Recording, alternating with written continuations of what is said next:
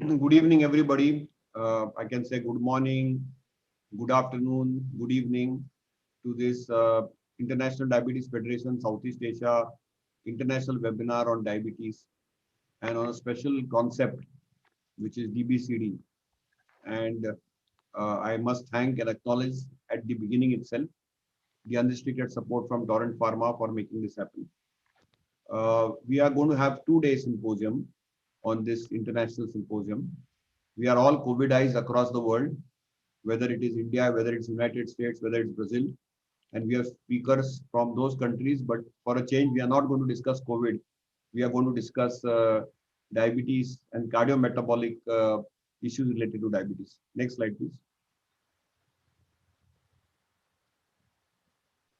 So today, we are going to have, a keynote and context setting by our own Professor Amrish Mittal. He's a Padma Bhushan awardee. He's a well-known person in the field of diabetes, bone mineral metabolism, and he's one of the foremost endocrinologists from India, and I'll do a formal introduction. Then we are going to talk for the person who has pioneered the concept of this cardiometabolic risk. What is ABCD? What is DBCD? Dysglycemia-based chronic disease model. He's really championed this for the last decade. And he also championed the cause of transcultural endocrinology at the American College of Endocrinology and American Association of Clinical Endocrinology, of which he has been a chairman and president both. Professor Jeffrey Mechanic from Mount Sinai. He's based out of New York. And then, of course, we are going to talk of another novel concept of diabetes and metabolic inflexibility by Professor House Alice from Brazil, Sao Paulo, who has been also very kind enough to join us. And once we have had this whole discussion, we are going to have a little debate because, when you want to understand a concept better, we always like to debate. And we have a cardiologist and a diabetologist, both from Gujarat, from Ahmedabad, Dr. Kamal Sharma and Dr. Bansi Sahu. Cardiovascular risk factors and young onset diabetes, yes and no. And then maybe we'll have some take-home points. So let me take the pleasure of introducing each of our speakers. And then, of course, we'll straight get down to academics. We know Professor Mittal very well. In India, he knows no introduction. For our Southeast Asia colleagues and global colleagues, Professor Mittal is the chairman and head of Department of Endocrinology and Diabetes at the Max Super Specialty Hospitals, which oversees the whole Max group across India. It's one of the largest hospital chains in India. He has been a Padma Bhushan awardee. He has been the Medical Council of India BC awardee. He has been a Fogarty Fellow of the Harvard Medical School, the JICA Fellow at Japan, the Boy Frame Award at the American Society for Bone Mineral Research, and the International Osteoporosis Federation President's Award in 2016. Recently, this year, the Endocrine Society honored him with the International Laureate Award. And Professor Mittal keeps a huge interest in our Endocrine Society, which he was the president. He was the editor of the chief editor of our endocrine in the Indian Journal of Endocrinology and Metabolism, very actively involved with American Society for Bone Mineral Research, and he founded the Indian Society for Bone Mineral Research, as well as he has been very actively involved in member of governing council. He's also one of the active members and one of the founders of AIMS, which has been founded in Uttar Pradesh, in Gorakhpur. He's been very actively involved in many other things, apart from being the chair of the Bone and Joint Decade and Endocrine Society India, and has been very, very closely involved with vitamin D, but he has a lot of interest in hospital diabetes and cardiometabolic diabetes, and has a diverse interest in diabetes in general. So he's our first speaker for the day. Next is Professor Jeffrey Mechanic. He's a professor and medical director at the Marie Howe and Henry Carvis Center for Cardiovascular Health in Mount Sinai. So he actually is a cardiometabolic physician. He used to work he used to head the endocrine department at the Mount Sinai. And at Mount Sinai, there's a world famous cardiologist called Professor Valentin Fuster. And Professor Fuster personally invited Professor Mechanic to join his program at the Mount Sinai Heart Cardiovascular Institute and Division of Cardiology. And he's the director of metabolic support in the Division of Endocrinology, Diabetes, and Bone Disease at the Icahn School of Medicine at Mount Sinai, New York. He has more than 300 publications in endocrinology, metabolism, and nutrition support. He was the president of the American College of Endocrinology in 2016 and 17, and has been a past president of the American Association of Clinical Endocrinologists in 2013 and 14. He has been the past president of the American Board of Physician Nutrition Specialists in 2005 and 6. He has co-edited various books, including a wonderful book called Molecular Nutrition. Uh, he was on the President's Council, US President's Council for Fitness, Sports and Nutrition, and on the अभी Science तुम्हारा ही Board खुला of it. है. And he was also the editor-in-chief and now is the editor chief emeritus on the PFTFN, a quarterly publication of Elevate Health. He serves as a chair on Board of Visitors on College of Computer, Mathematics, Natural Sciences in University of Maryland at College Park. And in 2011, he has been the recipient of the Industry Impact and Biology Alumnus Award. Professor Mechanic is a teacher, researcher, and a clinician. And he's an extremely busy clinician, just like Dr. Mittal is. Next.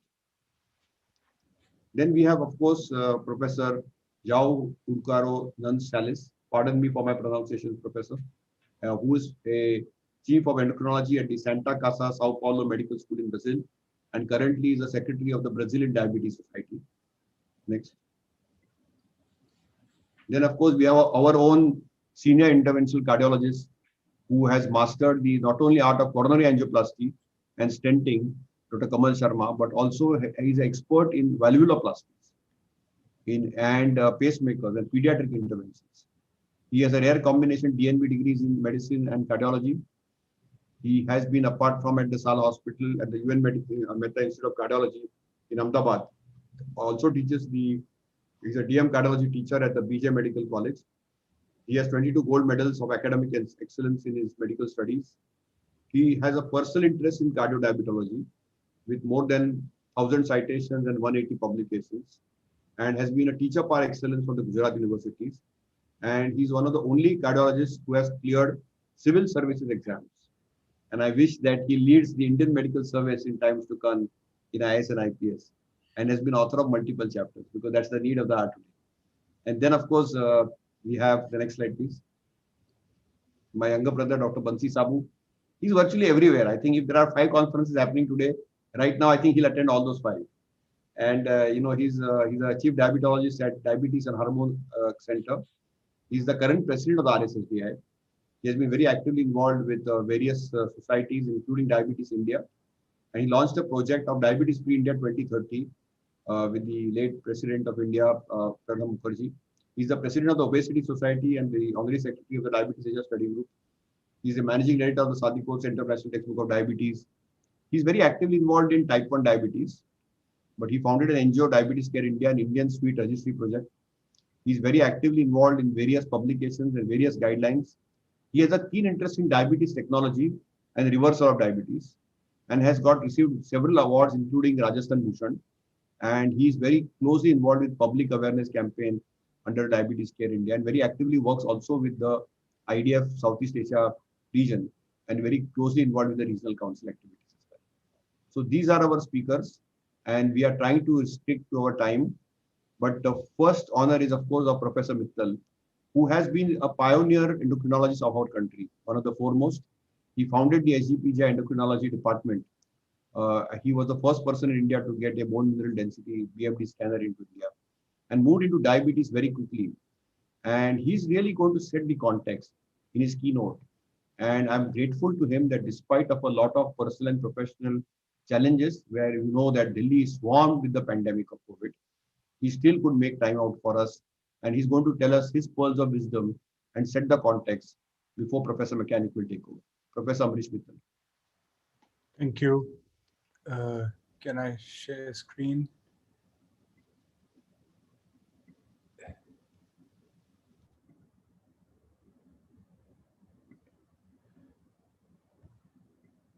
Well, thank you, Shashank, for inviting me here. Shashank has said so many nice things about us, but we all know that he's actually the driving force behind not just this, but so many meetings, movements, and we've discovered a new side of him, a non-endocrine kind of side, in his amazing contribution to public health in the COVID pandemic in India. I think he's been one of the national leaders in drafting strategies and helping people see the science and sift the science from the politics in the zone. So I think India owes you a lot, Shashank, for your contribution during this period. Your endocrine contributions, everyone knows. So I will do something a little different because, one of the things with the keynote is that you have a little advantage of playing around a little bit. So I'll do just two short presentations, 5 minutes each. And why we didn't want to talk about COVID, but it's almost like it's sacrilege not to talk about it when that's all you're doing morning till night, managing blood glucose in COVID patients, etc., and arranging beds for your patients, arranging oxygen. So very quickly, I'll take you through a concept. And the reason I've chosen these, there's a definite sort of purpose for that. That is the existence of various so-called disorders together. The word comorbidity has become so common, even the man in the street talks about comorbidities now. So what is this concept of comorbidities? So we have moved, when I started my career 30 whatever years ago, it was managing diabetes, managing hyperglycemia. Over the years, we have all become chronic care physicians. We are not just diabetes or endocrine managers. We are chronic care physicians. And why is that? Because diabetes is not an isolated glucose value. It comes with a whole lot of things with it. And we will quickly use COVID as a paradigm very quickly and go over it. So we know that there's an association between weight and diabetes. And that's very important to understand because I can see diabetes is a major focus of the symposium.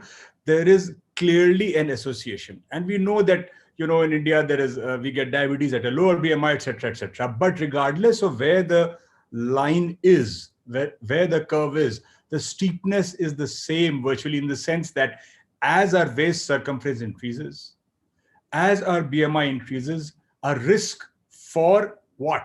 Not just diabetes, but for metabolic conditions like fatty liver, for skeletal conditions like osteoarthritis, sleep apnea, all that increases. And of course, we know cancer, pancreatitis, and obviously hypertension.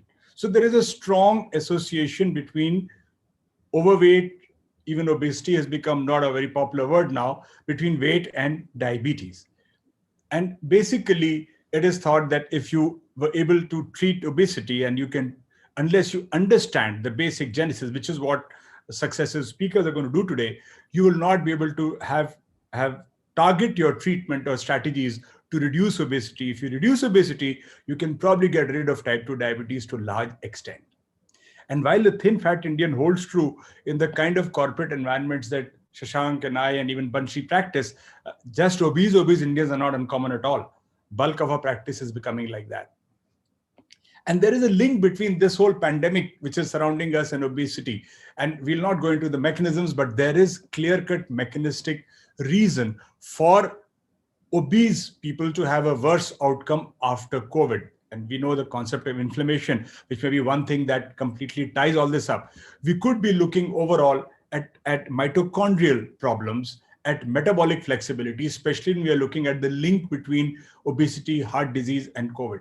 So all these things are combined together. Of course, COVID is more of an acute thing. We don't know its chronic outcomes yet, but quite clearly the whole concept of all these things being linked together, diabetes, hypertension, dyslipidemia, chronic kidney disease, NAFLD, all these are very, very important for us to understand. And a unifying hypothesis for these abnormalities will help us draft strategies to attack them all together rather than just treating one number here and one number there. And if you look at this data, which we published earlier, just a couple of months ago, if you look at the data from, well, we'll not go into details, but just to show, these are 400 odd patients with diabetes versus others. And out of 400 odd patients of COVID, 189 had known diabetes. 189 had either known diabetes or had high HbA1c, which means they were diagnosed at that spot. So overall, if you see, and if you include the new onset diabetes, more than 50% of patients hospitalized for COVID for an infectious pandemic had diabetes and related disorders. It is important to understand. The diabetes patients were older and all those things, we're not going into that. But the fact is that, did that make any difference? Diabetes patients were older, they had higher BMI, they had a higher baseline severity score. So And the important slide for this presentation is the comorbidities. Look at the comorbid conditions in people who had diabetes, which is what I keep saying. Finding dysglycemia, hyperglycemia is like an index. It's like a flag for finding other abnormalities, metabolic and vascular, which you're going to discuss. Hypertension, CKD, everything was more prevalent in people with diabetes in the COVID situation also.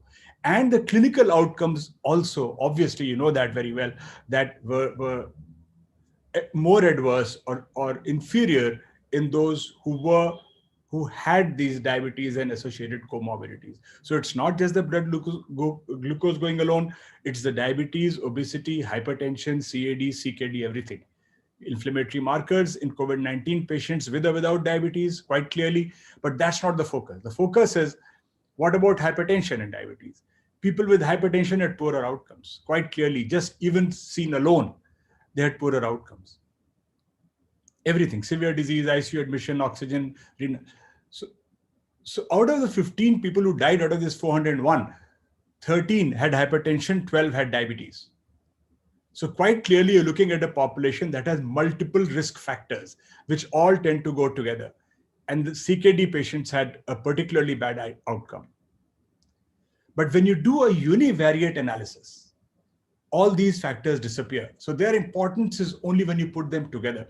When you do a univariate analysis, only age, male gender, and severity score at admission, they were the factors that were responsible. The reason I've chosen to highlight this in this COVID environment is the fact that diabetes comes with all its partners in crime. And it's not that they're just there by chance. There are fundamental mechanistic defects that their coexistence, because of which they coexist, and because of which they lead to poorer outcomes. COVID is just an example because it's rampant today, but in so many situations. The second half, which is another 5 minutes I will take, I'll talk a little bit because I saw the panel discussion is on youth onset diabetes and cardiovascular risk. We'll share a little bit of our data, just a little bit. It's still a relatively new disease, highest rates in some ethnic groups, and in clinic-based studies, which are not population studies, in India, we see a wide variation, from 6 to 48%. So as you go down south, it seems that the prevalence of type 2 diabetes in youth increases. Right. So we're not talking of type 1 here. Type 1 is static or the same throughout, but type 2 increase. Now, we don't know whether this is a real increase, and we don't know whether simply because of sampling bias or difference in population, but it is true. But the fact remains that in India, and this is, of course, US data, if you look at this quite clearly, type 2 diabetes in the youth is increasing dramatically. Type 1 diabetes is not a lifestyle disorder. Type 2 diabetes is a lifestyle disorder, and we are not at all sort of surprised now to see a 20-year-old walking in with type 2 diabetes.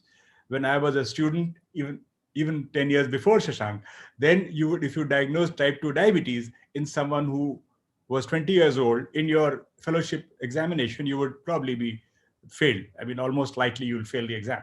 So type 2 diabetes now is not uncommon in 18-year-olds, 19-year-olds. So the whole thing has changed. And just to put this in perspective, some of our data from the previous hospital where I worked, if you look at this, when you look at less than 18 years, the blue bars are type 1 diabetes, and the red bar is type 2 diabetes. So 87 and 7.7. So the bulk of people below 18 in the pediatric age group in our practice, and the same kind of data we are getting from my new institution, the MAC system, the bulk of data is the bulk of patients, bulk of diabetics below 18 are type 1 diabetics. But if you go, the moment you cross that, when you at 19 to 25, you find that 60% of your diabetics are type 1, but a good 30% are type 2s. So it jumps from 7 to 30. And if you go to 30, the figure changes completely. Then you have more type 2s sometimes. So it's important for us to understand that very quickly after adolescence, as we attain adulthood, the prevalence of type 2 diabetes in our population has dramatically increased. And you're going to talk about the cardiometabolic risk for these people and the long-term risk. Of course, there are problems with resistance and secretion. This audience doesn't need to know that. But the only important point I'll make here, it's now well established that type 2 diabetes onset in youth has worse long-term outcomes, both micro and macrovascular. And quite clearly, they seem to have poorer beta cell function than others with similar parameters in older age. So type 2 diabetes, surprisingly, in the youth, seems to have even poorer outcomes sometimes than type 1, because it's both. There is insulin resistance and there is insulin deficiency, and there is progressive insulin secretory defect. And therefore, these people who have to live many, many years with diabetes actually have a very high risk of complications of all types resulting from diabetes. You can even leave this, the beta cell decline in young type 2 diabetes, I've already told you, because I think we shouldn't encroach on others' times. And of course, there is insulin resistance, obesity, puberty, diet. Obviously, the change is because of lifestyle, and you're going to talk about that. Lifestyle is the only thing that's changed for these young people, for these children, adolescents, which has made them so much more prone. The beta cell dysfunction could not have just come out of the blue. Insulin resistance is the thing that has increased, and that has triggered the whole process, and therefore probably beta cell dysfunction is also manifesting much earlier. We leave this. This is, I could have put much better pictures, but this is well, this is a sunset yesterday from my terrace. I have lots of wonderful pictures, but this actually, we were just hoping the sun sets on these days. You don't really hope that the sun sets on anything, but you want the sun to go away. You want this phase to go away. You want the day to change and a new dawn arises. But I think we'll have to wait some time for that. Thank you very much. Thanks, Dr. Mittal. I think if you follow Dr. Mittal on Twitter, you will see some of the best illustrations, and one of his hobbies is photography, live photography of the day. So I hope that the COVID sun sets fast, and so does the cardiometabolic sun. That's like an eternal sun. So let us hear from the pioneer, the Jeffrey Mechanic, Professor Mechanic, who would now tell us the whole concept of this dysglycemia-based chronic disease model, which he started working for the last 2 decades and has been very actively involved with it. Professor Mechanic. Great. Well, thank you, Shashank and Dr. Mittal. That was just a great talk to introduce this talk. And this will be some broad concepts. Really, what I want the deliverable to be for this talk is to introduce you to a model or a different way of thinking about cardiometabolic risk. So you have the granularity, you have all the details, you have a lot of clinical trial evidence, and you have a lot of mechanism and epidemiology. But if you look at actually the progression of the disease, something else is missing. We need a different way of thinking about this. And here's the answer. The answer is that we need a way that supports scientifically early and sustainable intervention in a preventive care model. That's what's missing. What's missing is not waiting and waiting and waiting and having this state-of-the-art intervention when somebody has heart failure or needs a transplant or needs a CABG or a stent, but rather state-of-the-art intervention so early that it almost doesn't even seem correct, that people can't even justify it. And that's a paradigm change, and that's what I want to talk about today. So we're going to just jump right to this question. Is it time to retire the BMI, body mass index? Now, you've known this for a lot longer in India, that the BMI has not served us well with either sarcopenic obesity, the work by Shashank and Dr. Mohan and a lot of others in your country who have really shown that in South Asians, it's not so much the amount of adiposity, but it's the quality, the type, the dysfunction, the pathophysiology of the ectopic fat, fat that's around the heart, fat that's in the liver, fat that's in the kidney. And maybe we shouldn't be so reliant on the BMI. In fact, obesity is defined solely in terms of the BMI. We're going to hear from Dr. Salas later, and there's a big bariatric surgery program in Brazil. And, you know, there's a lot of movement there for metabolic surgery to escape this reliance on BMI and use other metrics to justify procedures, as an example. So what happened? At ACE, we were sort of confronted by this inflection point where we were much more interested in obesity. And in 2013, we sort of joined the bandwagon declaring obesity as a disease with the AMA and actually with the IRS in the United States and WHO. But it was only based on BMI. It was based on weight. It was based on the amount of fat. And we knew that there was an obesity paradox, the metabolically healthy obese, the fact that you had reverse causality. Patients who had mild obesity tended to do better in the cardiothoracic ICU after valve surgery. So what's going on here? And we had emerging science talking about adipokines and talking about body distribution of fat from new imaging technologies. So what we did was we looked at adiposity in terms of amount, distribution, and function.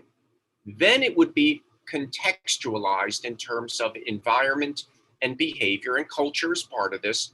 And as a result, you would get the obesity phenotype, the burden of the disease, which would be in terms of complications and disease stages. And then with the help of Tim Garvey, and really not the help, he championed this at ACE to come up with a complication-centric way to guide management rather than a BMI-centric way. And in fact, the European Association for the Study of Obesity adopted our adiposity-based chronic disease model as part of their formal statement on obesity. And they had some other ways of presenting schematics and Venn diagrams and ways to represent abnormal adiposity, as you can see on the right. Here's another way to illustrate it. This was from our lifestyle medicine book that I co-edited with Bob Kushner at Northwestern. And this was a chapter by Dipna Gallagher. And what she did is using photonics technology at 3 different individuals, all roughly the same body mass index. But because of their advancing age, you would see differences in the distribution of adiposity. So same BMI, different distribution, some sarcopenia, and of course, some differences in risk. So how can that happen? Well, at the molecular level, as an example, looking at perivascular adipose tissue. So there's a little bit of adipose tissue there, but here there's a lot more adipose tissue in this particular model. And when you get more adipose tissue, you have more inflammation. Inflammation is really a fancy word for the elaboration and the secretion of these cytokines. And these cytokines and growth factors are produced in this abnormal fat. They then affect the other structures around the blood vessels. Here they can affect the mesenchymal stem cells and the smooth muscle tissue and other extracellular cellular material. And as a result, and you can see in the bottom right, with white adipose tissue, which is more inflamed, you get a stiffer vessel and more hypertension. But with beiging of the adipocyte and in actuality reaching a brown adipose tissue type picture, you get more of a relaxation. What else happens here? How does this occur? Well, if you're really trying to understand this in the simplest terms, what happens is you have receptors and transporters for these nutrients, for glucose and for free fatty acids, and they're taken up and you have more uncoupling protein and you generate heat. There's more of a thermogenic effect in the beiging or the brown adipose tissue. Whereas you don't see that in the white adipose tissue, which is more associated with inflammation.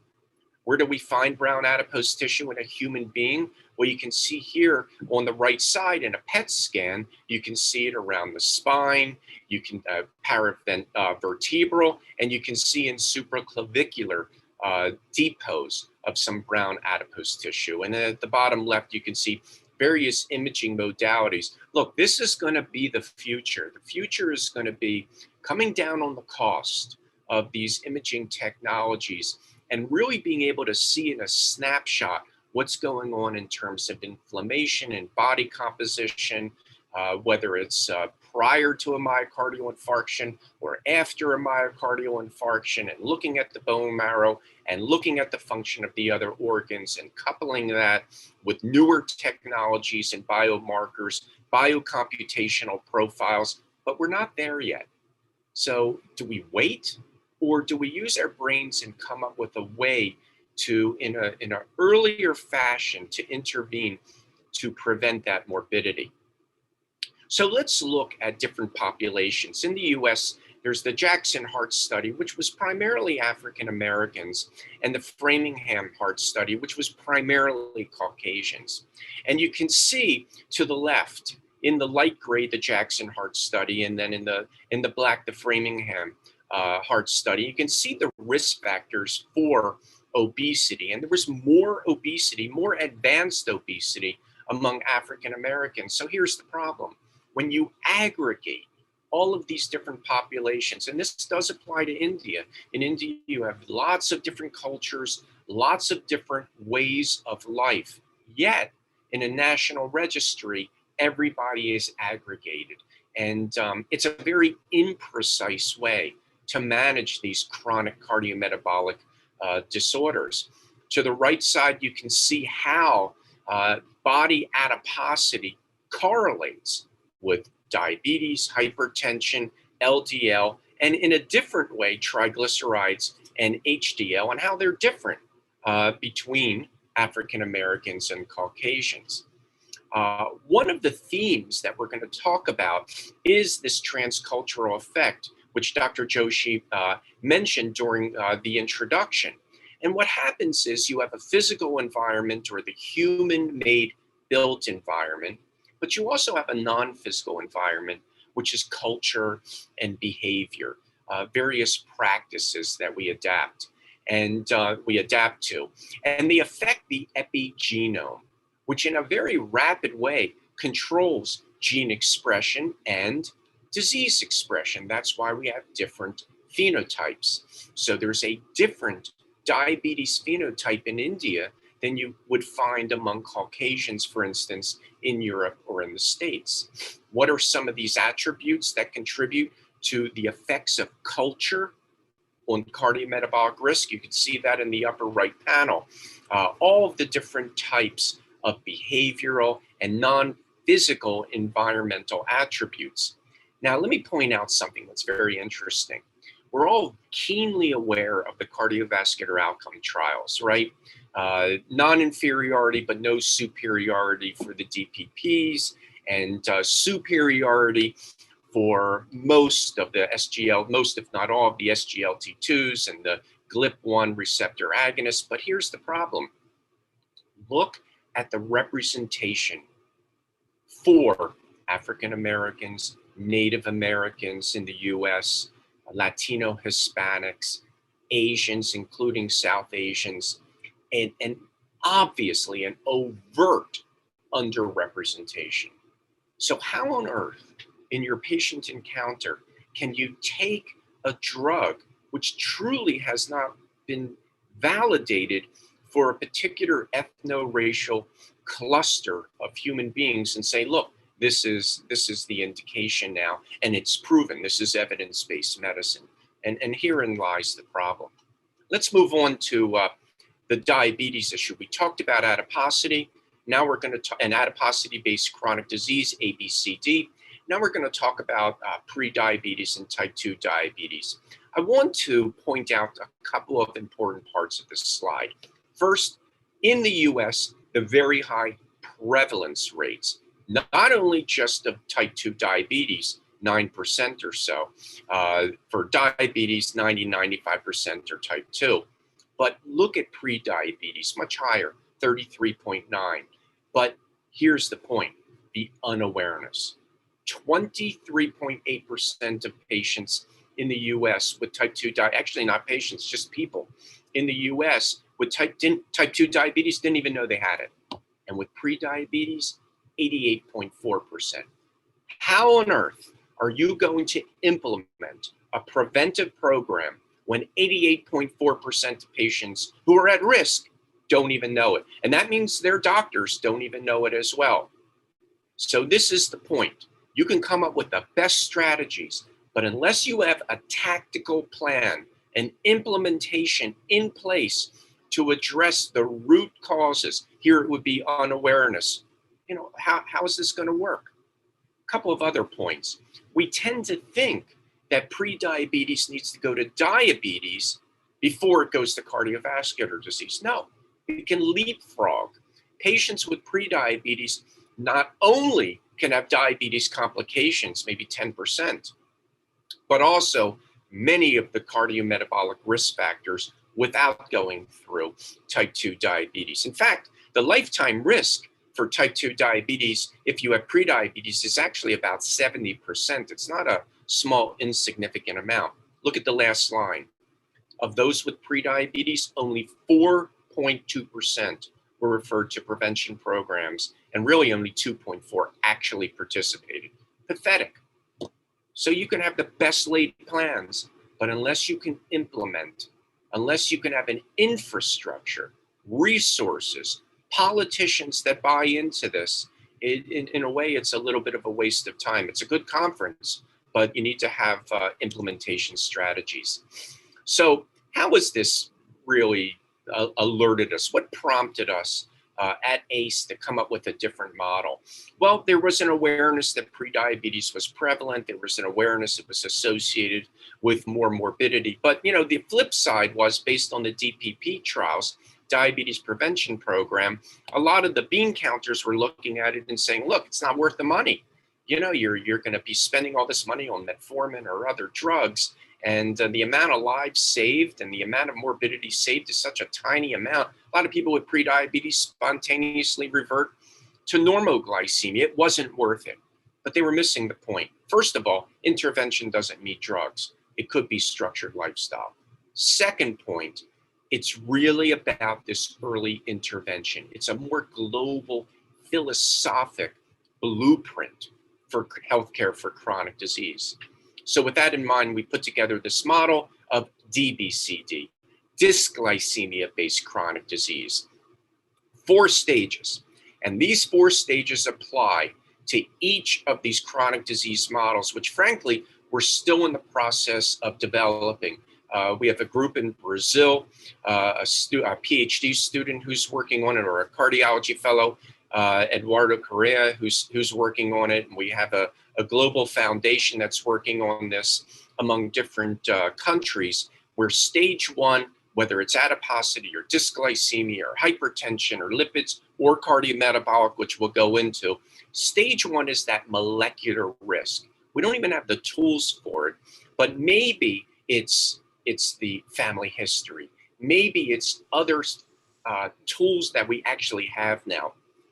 For dysglycemia, adiposity, the overwhelming, not all, but the overwhelming percentage of those with abnormal adiposity, particularly in India, are going to have this inflammatory component, which translates into insulin resistance. That's stage 1. Stage 2, now you start to get the beta cell secretory defect.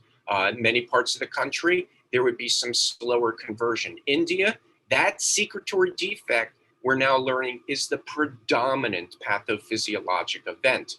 And you'll hear more about this, I'm sure, in the conference. But once you have that beta cell defect that cannot compensate for the insulin resistance, whether it's a smaller inherited beta cell mass, transgenerational, or whether it's some environmental factor, whether it's autoimmune, now the blood glucose goes up a little bit.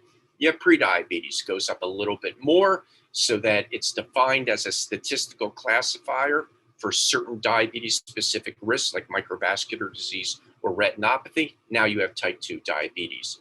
Wait a little longer, and you have the macrovascular complications from the insulin resistance and the microvascular complications from the hyperglycemia. And that's the model now. Why do you have to wait for stage 3 and 4? It would be great to intervene earlier. And as early as stage 1 with primordial prevention, the kids, the mothers, population-based, in the schools, the school children, education, structured lifestyle, community engagement, this is what we're talking about.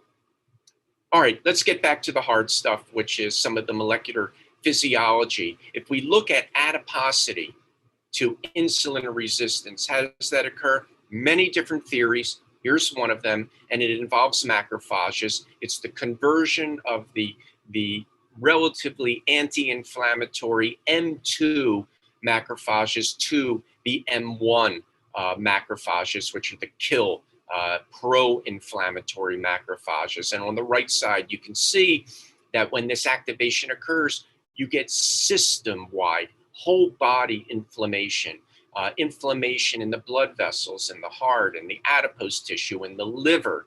And as a result of that inflammation, then it affects vascular biology. In this particular paper, you can see the integrative physiology of not only the cardiovascular and endocrine systems and the renal system, which you'll hear more about, but a lot of this mediated by the brain and by the nervous system.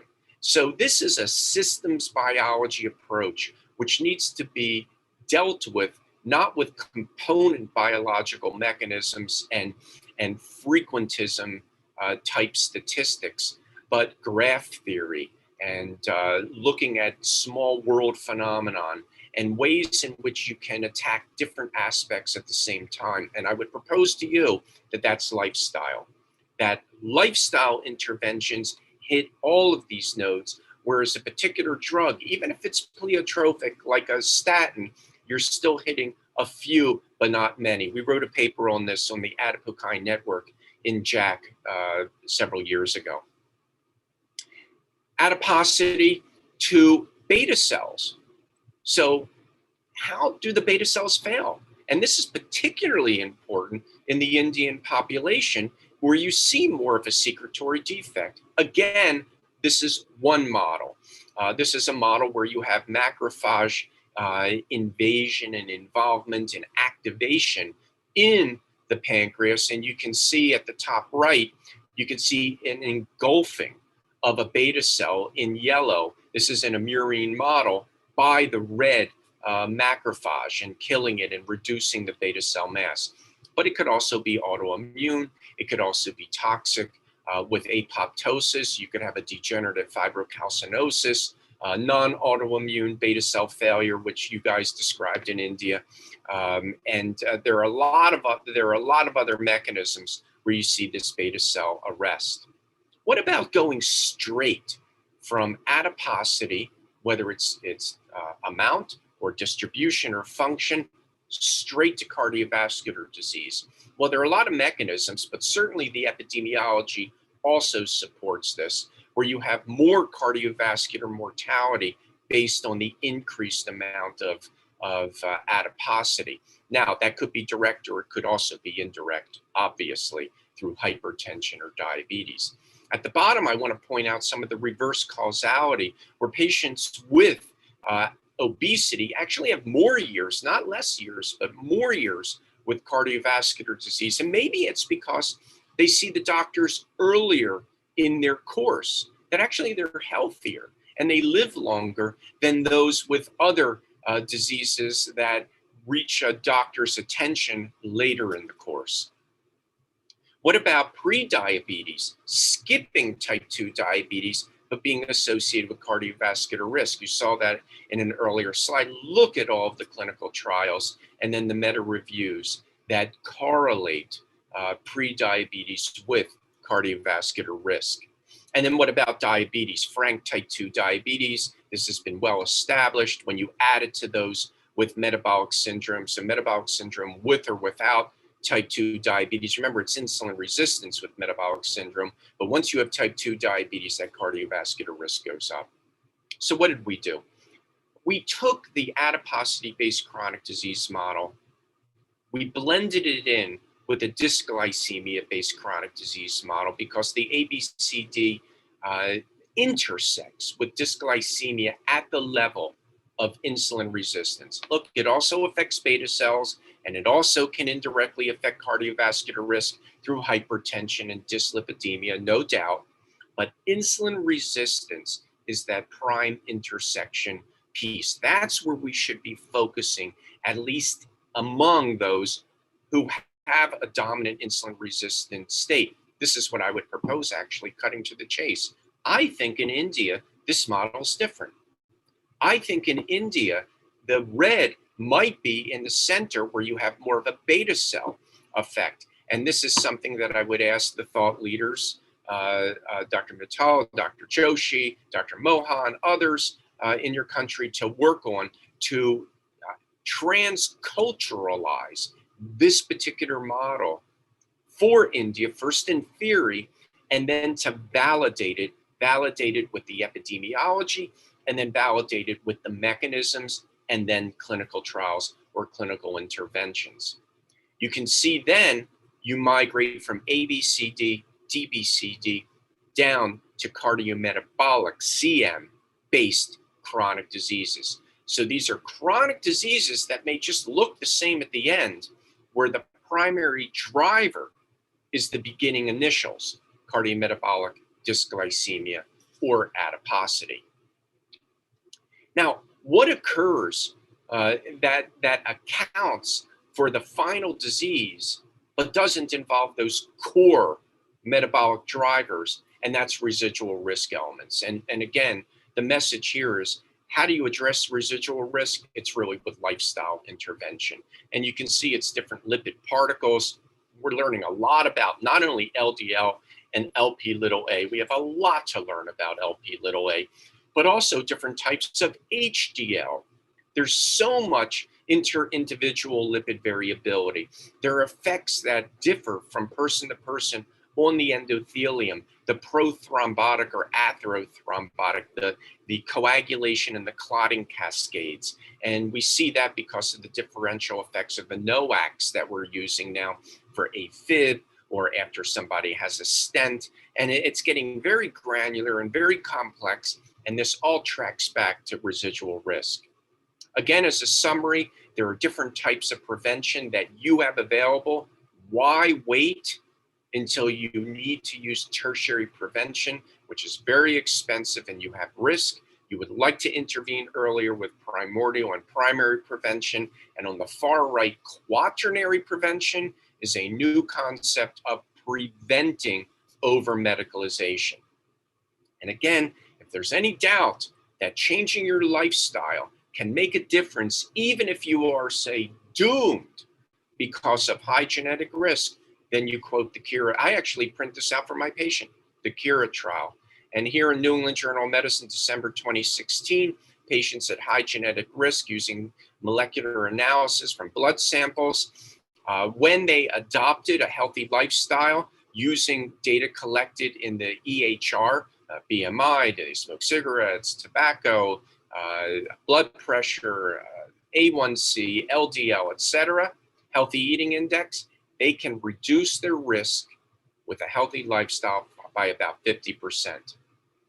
I'm going to close just with this final slide, picking up on Dr. Mittal's introduction, that it would be hard to speak about cardiometabolic risk without taking mention to COVID and the pandemic. And it's really a syndemic, right? It's not only the infectious disease aspect, but it's depression, and it's the cardiometabolic risk. We published this paper last year in JACC, along with 2 other papers on the heart. And what we did was we showed how this cardiometabolic-based chronic disease model can explain a lot of the risks and expose opportunities for intervention, not only during acute COVID, but before COVID, when you're at risk. So decreasing the obesity, abnormal adiposity, decreasing the uncontrolled diabetes, so less patients are actually presenting with this profound risk. And then afterwards, in the long COVID, the chronic COVID, the post-COVID syndrome, addressing some of these issues. And you can see the role for the different preventive medicine and all the different metabolic syndrome traits. We term this CIRCS, which was COVID-19 related cardiometabolic syndrome, CIRCS. Let me conclude. Obesity and diabetes are highly prevalent and complex chronic diseases. obesity is better addressed when considered as adiposity-based chronic disease, specifically because it exposes targets for early and sustainable preventive care. Same thing for type 2 diabetes, looking at the whole picture: insulin resistance, prediabetes, diabetes, and cardiovascular disease, all as one chronic disease, dysglycemia-based chronic disease.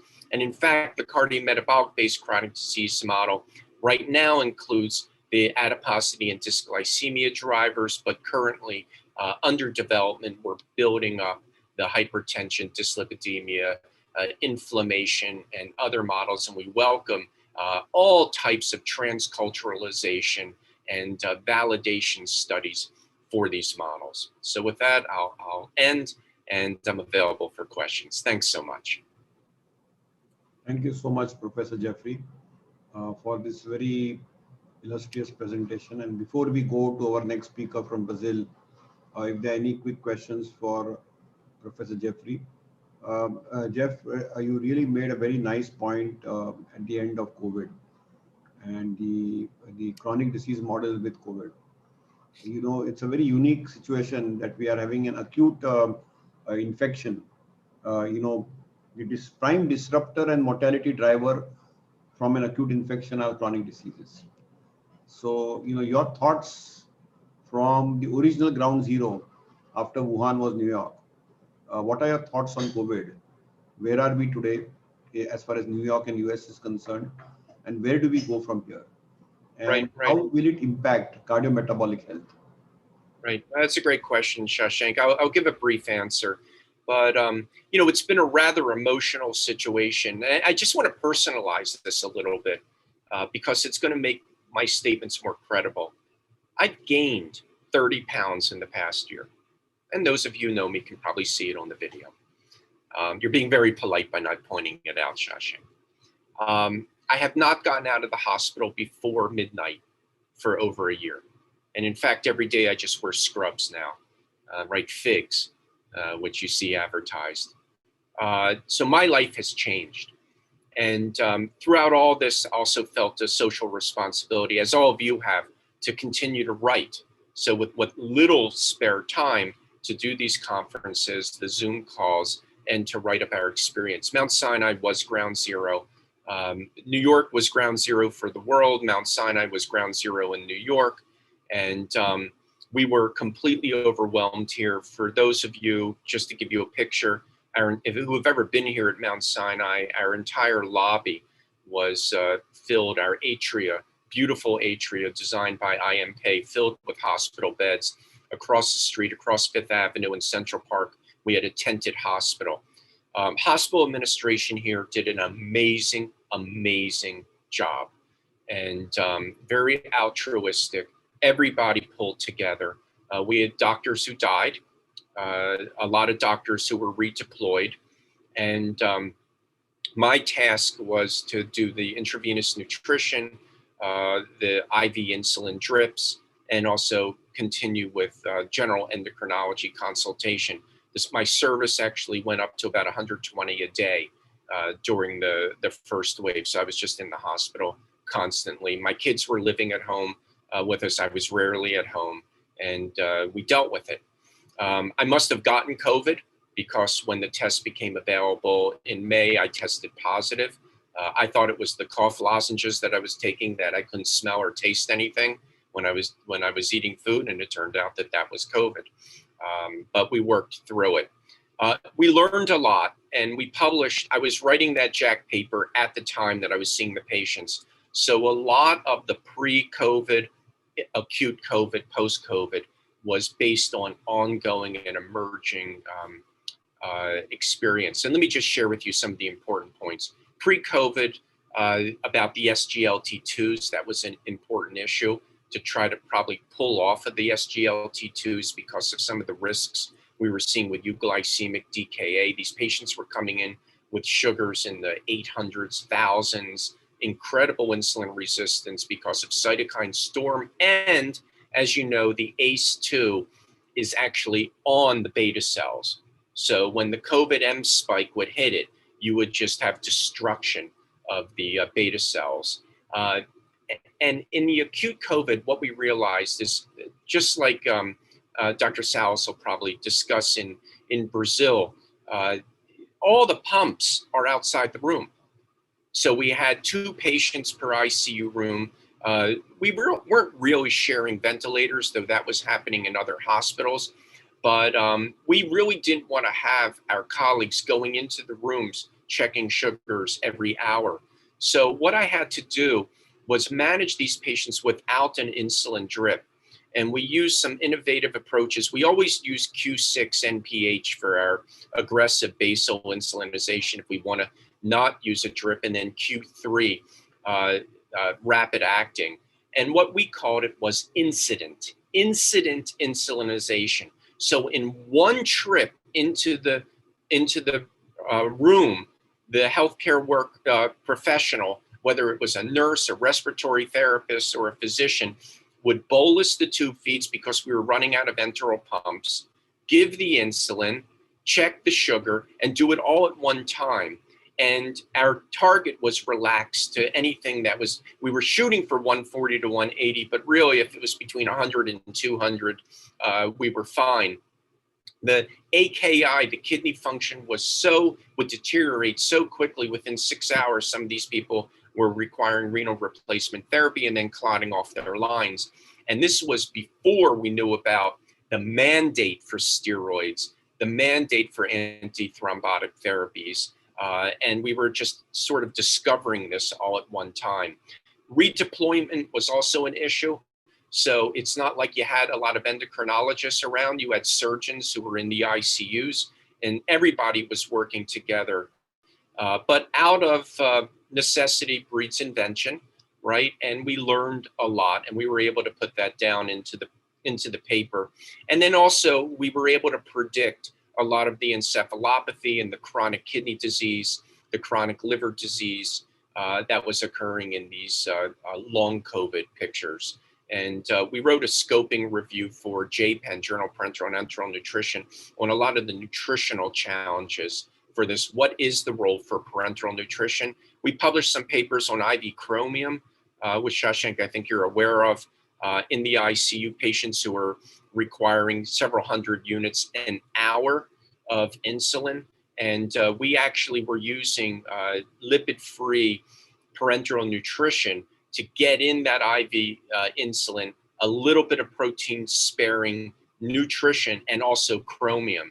And we're in the process of writing that up. So we actually had a lot of patients on these cocktails, and any way to get the nutrition in, control the sugars, and sort of get through that acute phase. Remember, they were also on steroids, which was making the sugars very high as well. So indeed, it was a challenge. The patients were, there was so much obesity, so much uncontrolled diabetes rolling in. Hypertension, actually, in the original studies coming out of Wuhan and Italy, was the 83% prevalence rate. That was actually the highest risk factor at that time, more than obesity and diabetes or prior cardiovascular disease. So you had age and hypertension, but some of those other cardiometabolic risk factors. I think, Shashank, the world pulled together because there was such a rapid exchange of information. And maybe you could comment on how some of this exchange of information benefited the way in which COVID and cardiometabolic disease was managed in India, because I remember getting a lot of calls from patients we share in Mumbai and seeing how things were evolving there. Absolutely, Jeffrey. I think, COVID has united the world, and we cross exchange a lot of information, whether we got it from China, whether we got it from US, we got it from Italy, we got it from India, and we were able to do that. And you're absolutely right that the comorbidities hit us in the first wave. I'm not so sure whether that's true in the second wave. And I agree with you that we realize that we are in a one world hit by a tiny microbe which has disrupted us. And the cardiometabolic CMD-CD is the one which drove the mortality. And ultimately, we had to save lives. So thank you, Jeffrey, so much. We are completely out of time. Dr. Kamal Sharma, one quick question. Yeah, thank you, Jeffrey. Fantastic talk, and I was looking forward to listen to you. Been a big fan. So, just two quick points. One, you were mentioning SGLT2. There was a DARE 19 study evaluating dapagliflozin in COVID. We were part of this study, but we were so engrossed in managing patients, we could not recruit even single patient from our center. But there was some recruitment from our site. Do you have any insights onto that? And number two, there was a paper from Germany which looked at the cardiovascular MRI in post-COVID, in the post-recovery phase, which looked at almost 76% of the patients had late gadolinium enhancement, which suggests that probably we are looking at chronic inflammatory state in the myocardium beyond COVID. So again, the inflammation probably is going to kick in as the time goes by, and we'll have another way of looking at in patients who probably don't even have diabetes, who've just recovered from COVID and have some inflammatory issues. So two quick comments onto that because we are short of time. Thank you, Shashank, allowing me that. Thanks. Thanks. Jeff. Let me answer them very quickly. SGLT2s, you're exactly right. When we were writing it, there was a lot of controversy because on the one hand, there was benefit, but on the other hand, there was a great fear about the euglycemic DKA that was occurring, that we were seeing more often with SGLT2s. I'm aware of the paper that recently came out among Indians with SGLT2s and DPP4s having more of an effect among South Asians, Indians compared to American Caucasians and African Americans, and no difference for GLP-1s. So there's clearly something there. I think the answer is the beta cell defect, and I'll leave it to you guys to pull that together. But I do agree, SGLT2s, India, beta cell defect, that's what's going on. As far as the heart, you know, it was a real benefit to be here with Dr. Fuster. When this happened, Dr. Fuster was actually sent home, and you know, they're protected. You know, he is our treasure here. But you know, we had 2-3 Zoom calls every week. Dr. Fuster was on the phone with almost every hospital in the world every day, and he's a pathologist going back. If you're familiar with his career, and he really focused on not only the clotting issues, but, and this is to your point, Dr. Sharma, what they found was there was a persistence of virus and inflammation in the hearts afterwards. But the debate was, is this live virus or was this viral debris that was there? And it's still an issue that's actively being researched. There is no question that there is a chronic COVID syndrome that involves the heart in terms of cardiac and myocardial dysfunction. And whether it's a viral protein and an inflammatory process or an active latent viral infection, we don't know. We're trying to sort that out, but it's an active area and very astute. A good question. Thank you. Thank you so much, Jeffrey. Thanks a ton for being with us. It's really an honor and pleasure to see you again. I hope to see you in the US since last 2 years, but some other, we are going to at least see virtually each other. And now we come to our other colleague from United Americas. From North of America, New York, we are moving to another big, sadly, a big hit country like India and US on the COVID front. But we have a very close friend in Brazil, and we have Professor Sals here. Zhao, I would say that is the right way to pronounce you. He's going to talk to us on diabesity and metabolic flexibility, very, very novel and new concept. Professor Sals, thank you so much for joining our program here and educating, because we wanted to hear a different flavor, a real American flavor, for a little bit from North New York, you know, which is, you know, Jeffrey always calls New York the capital of planet Earth, and that's very true because it's a conglomerate of everybody, you know, across the world. And thank you so much, Jeffrey. And Professor Yao, you are the endocrine professor at the Santa Casa Medical School. You head the you run the Brazilian Diabetes Society. It is wonderful to listen from you, your pearls of wisdom on this whole untold story of metabolic flexibility and diabetes. Over to you, Professor. Thank you very much, Professor Shashank. Thank you very much for IDF South Asia East for the invitation. It's very difficult to talk after Professor McCain, but I will try to do my best to explain to you about the diabetes and metabolic inflexibility untold history. That's my disclosure. Okay, I think that Professor McCain had already explained that for us. Cardiometabolic based Crohn's disease may be actually the most important disease in the world, in my opinion, because with this kind of disease, due to a very, very important cardiovascular risk. So it's important for us to talk to our patients to eat better, to lose weight, to control the cholesterol, to manage the blood pressure, to stop smoking, and to reduce blood sugar. This kind is very important because this kind of prevention care plan is designed to implement and to actually very early in the disease. We have to see obesity, you have to see diabetes like a disease. Treat obesity is very important to us, but we have to treat that, and the patients have to know that the importance of treat obesity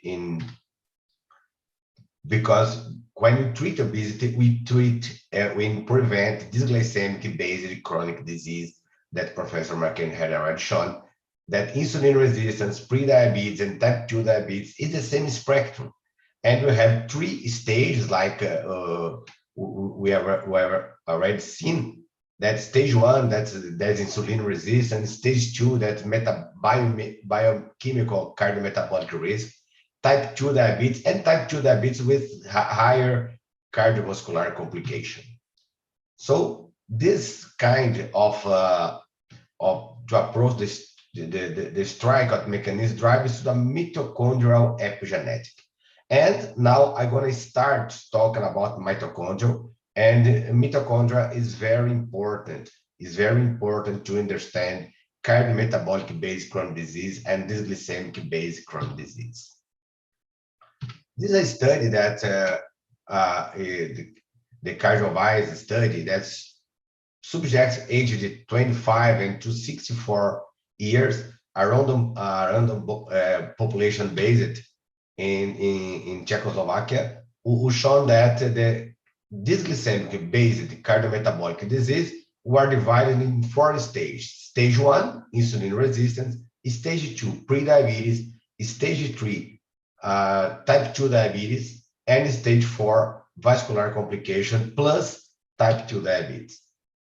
2,000 subjects were included, 57% of women, and the prevalence of B or DBCD was 54% in stage 1.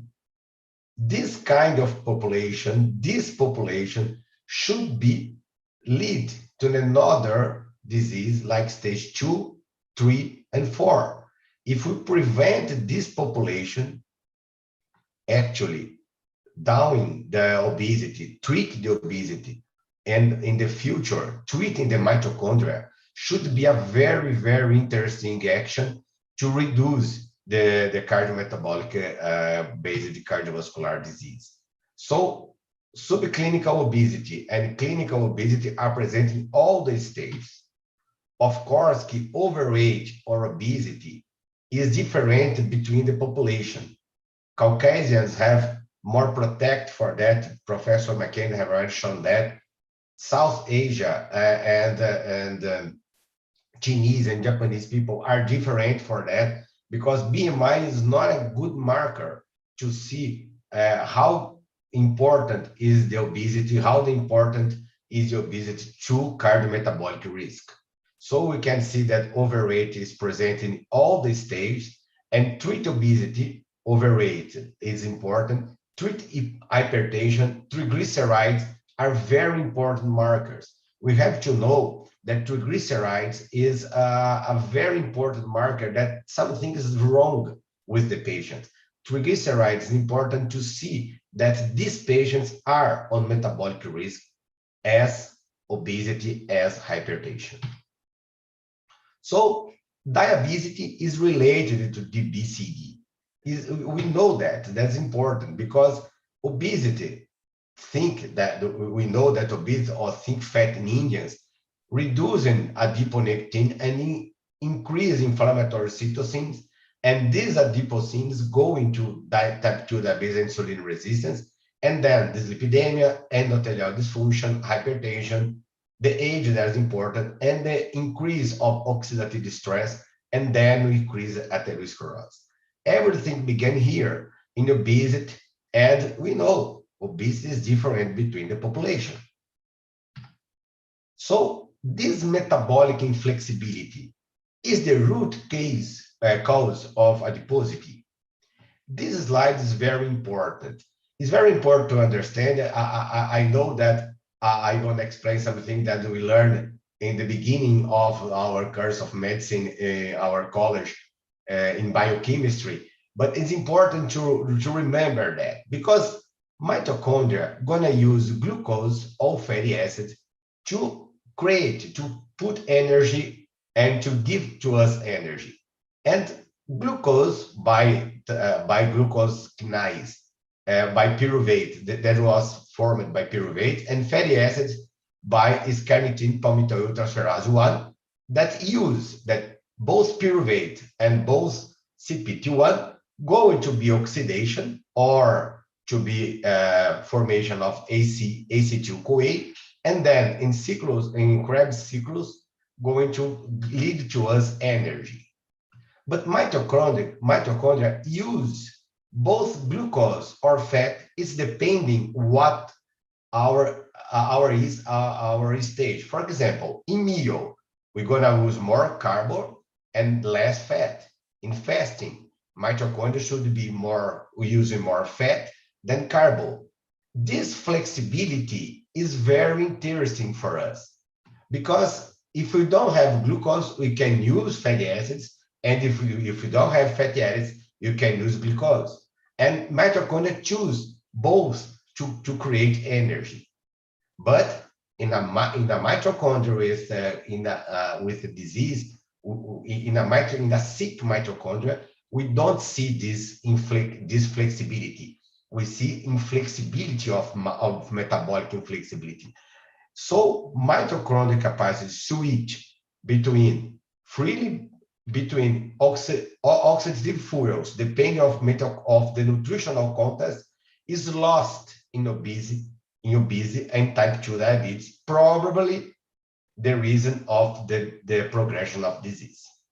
So, in my opinion, and in the opinion of the several papers, the disease, the cardiometabolic disease, the dysglycemic metabolic disease, the adiposity the metabolic disease start at mitochondria.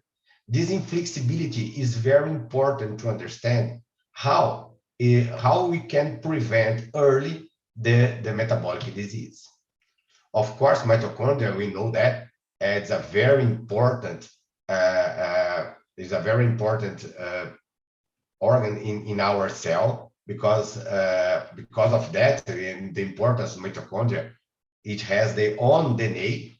Our DNA is different from our nucleus DNA and mitochondrial DNA. They have their own DNA, and this DNA going to translate by a complex 1, complex 3, complex 4, and complex 5. Only complex 2 is related to nucleus DNA, is not to mitochondrial DNA. And mitochondrial respiratory ATC have to us energy generation.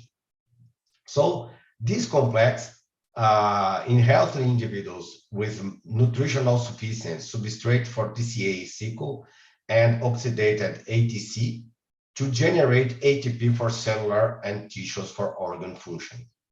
In type 2 diabetes or obese patients, this excess of substrate of ability of the excess of substrate and oxidation leads to electron instead transmission for complex 1 to 5, blocking maybe here in the complex 1 the important generation of ATP. So maybe the load of the nutrition that the patient with obesity has increase this kind of problem, blocking the complex 1, and in addition, the cumulative underutilized fat or fat acids cause oxidative stress in endothelial function and insulin resistance. So it's important to understand that we was made to be not to eat every time. We was made to eat sometimes. Actually, we eat every time. We eat a lot of amount of fat, and this amount of fat and glucose should be involved in the metabolic complications in the respiratory mitochondrial that we see now. So the increase of the increase of amount of fatty acids increase deacylglycerol, and deacylglycerol plus the mitochondrial dysfunction that's gonna generation superoxide going to block the GLUT4 stimulation, and then we'll go to reduce the glucose capitation, for example, in Moscow, for example. So this mitochondrial dysfunction, or in type 2 diabetes or obese patients, interfere in the disease oxidation. We have accumulation of intracellular lipids, diacylglycerol and ROS, and both blocks the serine kinase and then interfere to GLUT4 translocation, leading to hyperglycemia.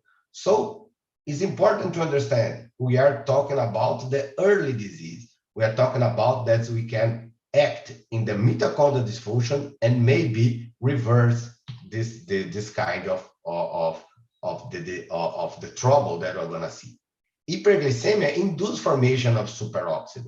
So the excess of fat, the excess of glucose blocks this the respiratory chains, and then we can see in this paper that when we treat mitochondria with higher glucose, we block all the function of respiratory chains by forming superoxides. So mitochondrial dysfunction reduce mitochondrial pyruvate and fat acid acetyl-CoA utilization, reduce the substrate for utilization for ATP generation, and then leads to gluco and lipotoxicity that's gonna start the superoxides and the storage of adipose of fat of adipose tissues, ectopic fat storage in adipose tissues. What you see today in our patients, we see that we have a very interesting correlation between ectopic fat in liver, in the heart, in the muscle, in the pancreatic, in the pancreas. This adipoxy ectopic fat is related with cardiovascular disease, as related for heart disease, for example, not only coronary artery disease, but related to, for example, to heart failure. Is related, the ectopic fat is related to heart failure. So we can treat this stimulating we treat the mitochondria that's its disease. So it's important to understand when we eat a lot, we increase our energy intake and decrease our physical inactivity. We have a lot of nutrients in our body, and this leads to the mitochondrial stress, increase in ROS, increase deacylglycerol, and increase free fat acid that leads to oxidative stress, and then reduce insulin secretion and reduce insulin signaling. So when we eat a lot, we make nutrients that's going to chemical building blocks to reduce the ATP and to hit the mitochondria and to increase the fusion of mitochondria. That's very, very, very important to the mitochondrial disease. But in other sides, when we use exercise, calorie restriction, and fats in fasting, and then we see a lot of papers talking about intermittent fasting and mitochondria healthily, that leads to the mitochondria healthily. This depletion of nutrition and energy increase AMP, increase the ratio about AMP and ATP, increase the formation of NAD, NADH, and then we have more mitochondrial biogenesis and fusion. We can restore the mitochondria using exactly the fasting and the exercise and the caloric restriction. So the overload of free fat acids, dysglycemia, going to lead to mitochondrial mutation. You have to remember that mitochondria has their own DNA. So these epigenetic mutations go affect directly the respiratory chains and reducing the mitochondrial biogenesis and plus the aging, going to mitochondrial dysfunction, going to reduce beta oxidation of free fat acids, increase ROS and decrease ATP, and then go into insulin resistance and then go to endothelial dysfunction. Is mitochondrial dysfunction, is it only associated with obesity or obesity and obese and type 2 diabetes too? This is a very interesting paper by Professor Abugani that worked with Professor De Fronzo, that they compare patients healthy, obese, and obese with type 2 diabetes, 10 patients, and they mentioned that the study design was euglycemic insulin clamp, the biopsy of muscle in vasolaterales muscle, mitochondrial isolation, and they measure the ATP production and the ROS production determined by A2O2 determined by amplicity. And what we see, that patients with obesity, compare with obesity and obese patient and type 2 diabetes patient, has less ATP than lean patients, showing that the obesity and type 2 diabetes has a sick mitochondria, a mitochondria with some defects that's impossible to use our substrate to generation energy. And the production of A2O2 that mark the superoxide, the oxide, superoxide production, shown that when the glucose is high and insulin resistance is more, we can see more production of that. And here we see that the black bars shown that this occurs more in complex 1, and the complex 1, the formation of glutamate plus malolactate, shown that it's impossible to put the energy to complex 1 to complex 2. This is another paper that we see the mitochondrial utilization of the competing foods is altered insulin resistance. One more time, the insulin resistance may be related with this inflexibility of mitochondria, and this rate, the rats, no obese rats, compare with the no obese rat, but with type 2 diabetes, shown that the switch of fiber types of oxidative or browning of adipose tissues from mitochondrial utilization from CS and SDH. What you can learn about this paper? Professor McCain has already shown that the mean difference between white adipose tissues and brown or beige adipose tissues, one of these differences is the number of mitochondria. When we reduce the number of mitochondria, we see that this kind of adipose tissues, and you're talking about the white adipose tissue, that unfortunately is what we have more than brown or beige, related to insulin resistance. And we know that irisin can change the white adipose tissues in beige adipose tissues, and this secretion of irisin is related to lifestyle modification. So to correct the metabolic inflexibility, it's important that the lifestyle modification and calorie restriction it's very important to reduce the nutrients overload and to reduce ROS. And then maybe we lipid loading of adipose tissues, and however, energy expenditure remains low with wasting of muscle. So this is important. Unfortunately, we don't have a drug to do that. Unfortunately, because hyperglycemia is related to glucose and inflammatory signals. Type 2, type 1, type 2 both have hyperglycemia. Type 2 has dyslipidemia. Type 1 has insulin deficiency. Type 2 has insulin resistance. Both of these defects go directly to affect the mitochondrial function. So we have a unmet need for the ideal drug to treat DBCD and metabolic inflexibility. So non-correct methane feasibility, mitochondrial LCT2, 3, or 5, related to endothelial resistance and related to insulin resistance.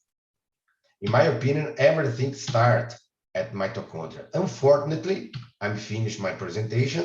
Unfortunately, metformin has little impact on mitochondrial respiratory transporter, complex 1, and at the therapeutic dosage. Maybe in high therapeutic dose should be interesting, but it's impossible to use a metformin in high therapeutic dose. And others, medications like SGLT2, DPP4, and glitazone.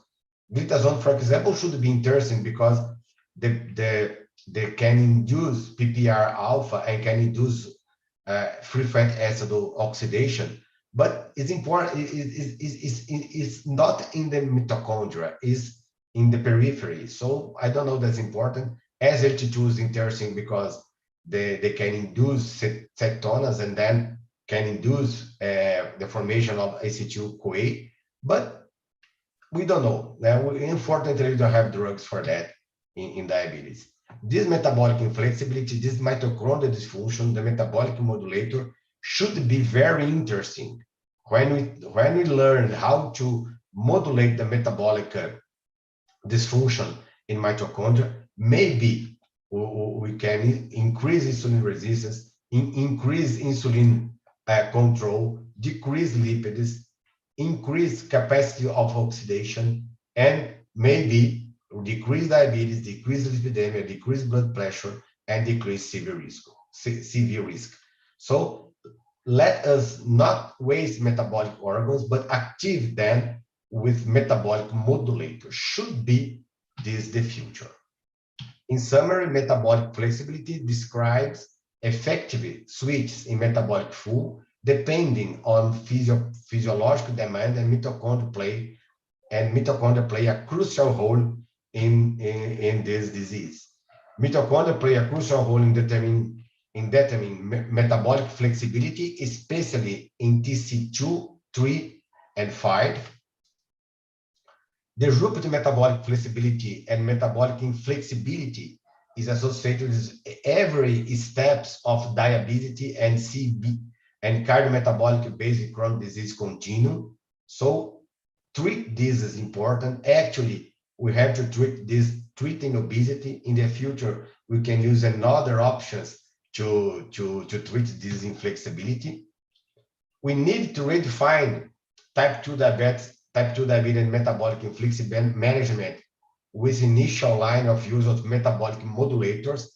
That's very important. And metabolic modulators address to metabolic inflexibility, correcting the basic metabolic defects while modulating DBCD, and all three interlinked manifestations, example given like dyslipidemia, dyslipidemia, and hypertension, should be treated with these metabolic modulators. And I would like to thank you very much for your attention. And then we have some questions. Professor Shansen, thank you very much again. Thank you so much, Dr. Professor Salas. You ended it so beautifully on the metabolic flexibility, the muscle, the mitochondria, and you intertwined it. And it was a perfect continuing what Professor Jeffrey started. So we have time for a couple of questions. I saw Dr. Sharma was keen to ask a question. Jeffrey, any comment? Dr. Bansi also has joined us now. Yeah, so yeah. So yeah, I think it's a fantastic talk, Professor Salas. Couple of things I was just wondering. We have certain metabolic modulators in cardiology, and I would like the inputs from everybody on panel. We have trimetazidine, we have ranolazine, and there have been papers that have looked into HbA1c or sugar regulations with these drugs, though none of them have found it to be significant. But it would be interesting to have the impact of metabolic cardiovascular modulators and its long-term impact in terms of CMBCD, as Professor Mechanic was mentioning, in long term, especially in those who are metabolically dysregulated at the level of mitochondria. Any idea about some kind of a research that's happening on this front, Professor Mechanic or Professor Salas or Professor Joshi? Professor Mechanic, please. Well, it's your talk. I'll defer to you. But yeah. I think this is a great question for ranolazine. We were just writing a chapter for Hearst, and you know the ranolazine works better in patients with diabetes, and not really in patients without diabetes. So that's the model, you know, to look at what is it about the microvascular component of a diabetic heart, whether it's due to the hyperglycemia, some other vascular inflammation, or a chronic exposure to ischemia and reperfusion injury, et cetera. What is it about diabetes at a molecular level? And I think, Dr. Salas, that's the point of your research. Can it be tracked back to a mitochondria? And I think Dr. Sharma is asking you to speculate. What would be the studies you would design? Yeah, thank you. Thank you, Dr. Kamal and Professor McKenney. I think that treat mitochondria, actually, unfortunately, we have exercise and we have to do that. It's important to do that because it's healthy for our mitochondria. Maybe we have in the future more drugs that can treat mitochondria, and we have some research that are done with several molecules that should impact in mitochondria healthily. Specific in type 2 diabetes, we have the direct study that's very important that can reduce diabetes, that can specifically reduce the reverse diabetes in 45% of the population that lose 15% of the weight. So it's important to cardiologists, it's important to the GPs to see obesity like a disease and to treat obesity with drugs. Unfortunately, here in Brazil, we don't have available drugs to treat this disease, that is obesity disease, in health public system. We don't have this drug.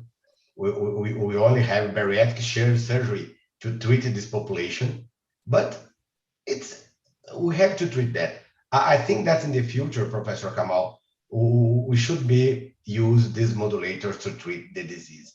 I'm very impressed with some results that I'm seeing. I can talk about the results, but you know we are working with that, and I'm very happy to see the final results and to see that we can start to change the history about adipose-based chronic disease. Let me just add one other thing. Have you ever, you know, there is a technology of mitochondrial transplantation. The technology exists, and it would be a unique model to look at this, to see if you could reverse in culture some of the changes seen in the cardiomyocytes, or even ex vivo in cardiac tissue. Have you given any consideration to that investigation modality?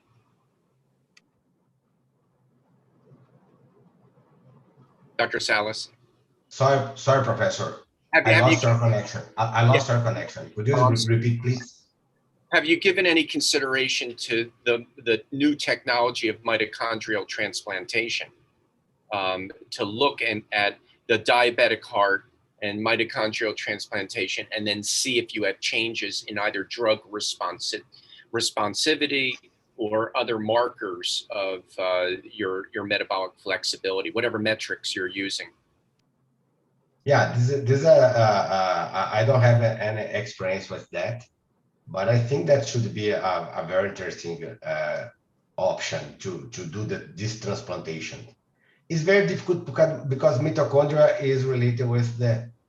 I work with a mitochondrial diabetes in my fellowship, and we see that the mitochondrial disease is very, very terrible for the heart, for example, with arrhythmia, with heart failure. So I believe that. I believe that, but I don't know that we can apply now. But I think to the future should be a very, very, very interesting strategy to treat mitochondria. I'm very interested to treat mitochondria.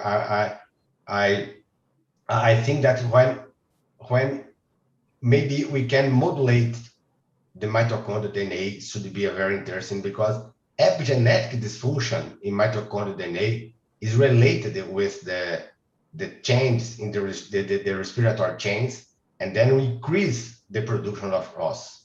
So how can we reverse these epigenetic modifications in respiratory chains? And maybe should be transplantation a good idea? Thank you. I mean, there are papers which talk about cellular senescence with regards to the proportion of the mitochondria that are present in the cells. I mean, it's across not just the beta cells, but across the spectrum. So the cells that are devoid of mitochondria tend to have lesser aging process, less ROS, less free active radicals. There have been proposals to remove mitochondria and make them, but I think it's rather than having less mitochondria, probably what kind of mitochondrial function we are looking at, that probably matters more. So I think Professor Salas, your talk was appropriately targeted at, dysregulation at the mitochondria and how to re-regulate or rebalance it to kick it back to increase the life of the beta cells. Thank you so much. We are completely stretched out on our Indian stretchable time, which is our Indian standard time. So I am really sorry that I have to intervene, because we have a wonderful debate on young onset diabetes, the cardiovascular risk factors. And we are going to start with Dr. Kamal Sharma, yes, and Dr. Bansi Sabu, no. One is a cardiologist, one is a diabetologist, and let's hear both of them. But thank you so much, Professor Salis and Professor. Thank you very much. Thank you, Shashank. But it was informed that there won't be any debate. It will be a panel discussion, and we will be involving Shashank, not only as the moderator, but really not a debate. It's really not a debate, but it's best to get out. See, young onset diabetes is a big challenge we have, and it's best to get two sides of a coin. See, cardiology and diabetology and the metabolic and cardiometabolic medicine is virtually, two hands. One is the right hand and another is the left hand, and that's what both of y'all are going to do today. So what we have done is the slides which are made and which has been shared with us is a common slide which Dr. Kamal is going to start with, and then we will be discussing on the points that yes. Absolutely. Let's start, Dr. Kamal. Kamal. Yeah. So I think there's no way I can debate with the giants like Bansi, my elder brother, and Professor Shashank here. You've all been big motivators, and I've been following the baby steps of my baby steps of the giants like you. So there's no way I'm going to debate with any of you. I'm just going to follow up with what we think we can translate beyond the two talks that we had two wonderful international speakers talking about CV risk factors and diabetes of young. So what we're going to look at probably is the definition, what it means about the diagnosis of type 2 diabetes, which was published way back in 2001 in Diabetes Care. Which is associated with significantly higher myocardial infarction rate with hazards of 14 as compared to only 3.7 in those who had more than diagnosed diabetes at the age more than 45. So this probably again brings us to the original concept as to if the was it the legacy effect? No, because they had neutralized for this study any impact that might have happened because of the legacy or the age onset. And the younger the patient, probably it reflected more dysregulated mitochondria, as Professor Salas was talking, or as CMBCD was talked about and touched upon by Professor Mechanic. So I think if you have an early diabetes onset, what is called as young onset diabetes, it's important and relevant because even the New York data that was published, it showed that there is a 10-fold increase in type 2 diabetes. And we have a lot of new generations, even in India, who are coming with much earlier onset in much higher proportion. The prevalence, it has been estimated to be 1.9 per lakh, which is almost 10 times higher than the first UK report of adolescent diabetes, which was published in as compared to UK. This was the prevalence in the New York. And in Japan also, the incidence of childhood onset type 2 diabetes has doubled between the late 80s and the early 90s. And the early onset has been reported in many countries, including India. So the young onset diabetes, pathophysiologically speaking, the defects, as was mentioned in the previous talks, involve both the secretory defect and the resistance. Now, I would like the panel, especially Professor Shashank, to chip in. What do you think, Professor Shashank, has been the predominant modulator or responsible factor? And Dr. Bansi also, is it the secretory defect or resistance, or both that we are dealing? Dr. Bansi? So Kamal, I feel it is both the problems, because if somebody is developing at a young onset diabetes, which we call is below the age of 40 or 30 or 45, whatever is the age which we decide, but below the age of 40, we can call that young onset diabetes. They actually have higher insulin resistance. And why they are developing? Because they have the beta cell defect also in early, because we are seeing some of the persons who are equally obese, they are even having the sedentary lifestyle, but they develop diabetes at the age of 55, and somebody is developing the diabetes with a almost similar type of phenotype at the age of 35. So it means they have both the defects together. So we are seeing a lot of persons with metabolic syndrome, but they don't develop the diabetes, and those who develop diabetes below the age of 40, they have the the secretory defect. If you had just seen the paper of Dr. V. Mohan recently, he talked about the clustering of type 2 diabetes in India. We have a unique cluster in India, which is a combined insulin secretory defect and combined insulin resistance. So, we have a group of persons, which is almost like 25% of type 2 diabetes in our country. They have both the defects together. Insulin resistance as well as the beta cell secretory defect. Still, Shashank, your comment. I agree with Bansi. I think it's a dual defect disease. And, it depends on the duration of diabetes when you pick it up. So, early on, it could be predominantly insulin resistance, as both our previous speakers have said. But most often, the diagnosis between actually the clock ticking and the diagnosis is often around 5 to 7 years, by which time both the defects have set in. So I guess that in India, and from Venkatram from Emory wrote a nice paper on these two types of phenotypes which we see. And of course, Bansi, I just want to add, if you could chip in, that we see clusters now. Yes. Diabetes is now all about clusters. And this is a cluster which you see. So we do see a predominant cluster of insulin resistance and deficiency.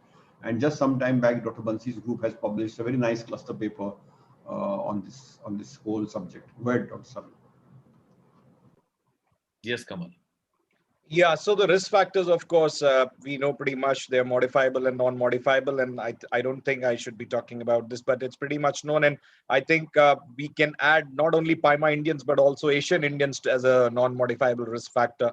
Do you think, Dr. Bansi, that being in cardiology, we say that the Asian Indians are twice the risk of their Caucasian counterparts. Now, this is documented from cardiovascular viewpoint in various studies, including Indian Asian Indian immigrants who have moved to US, who have adopted to the American lifestyle.